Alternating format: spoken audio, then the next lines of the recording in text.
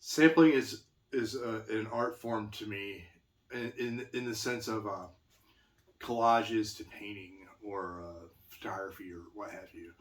Um, it's a mixture of different um, recorded sounds mixed in a way that they would never be thought of. I think I don't know if this is an exact, but it's the one that sticks out to me. It would be Revolution Number Nine, or is it just Revolution Nine by the Beatles? And I think it was off the White Album.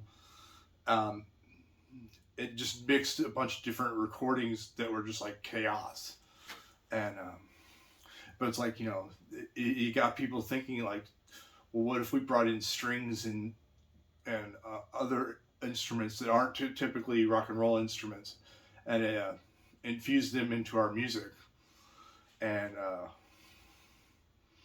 that hit me. It was what I would consider music, and and I know it's criticized by many as sampling as not being a form of music, but like that's how I justified it. It was um, like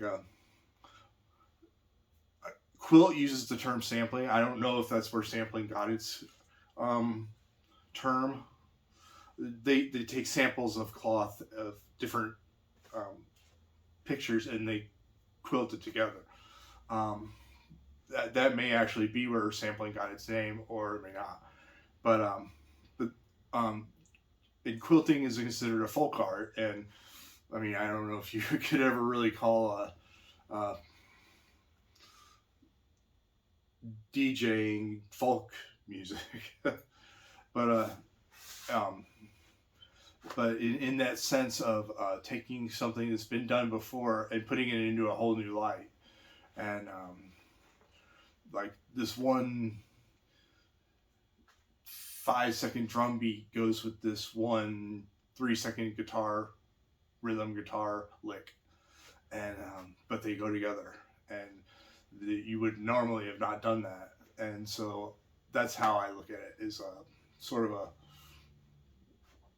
um, a way of combining the unknown, or things that are less known, I should say. And I think that's why underground music has always inspired me, because it's like it's not your typical sounds.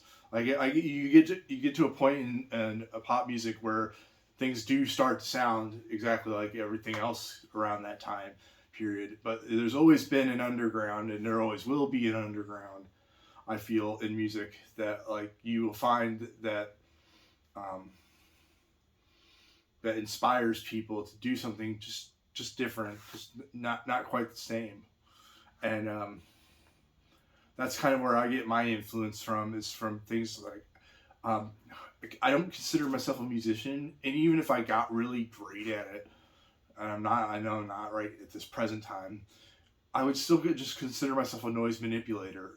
I like noise, and some noises are appealing, and some noises are repelling, and just finding that one noise that you appreciate, or can get into, and then you find that other people can get into that noise, and so I wouldn't want to claim myself as being a musician, more of a noise manipulator.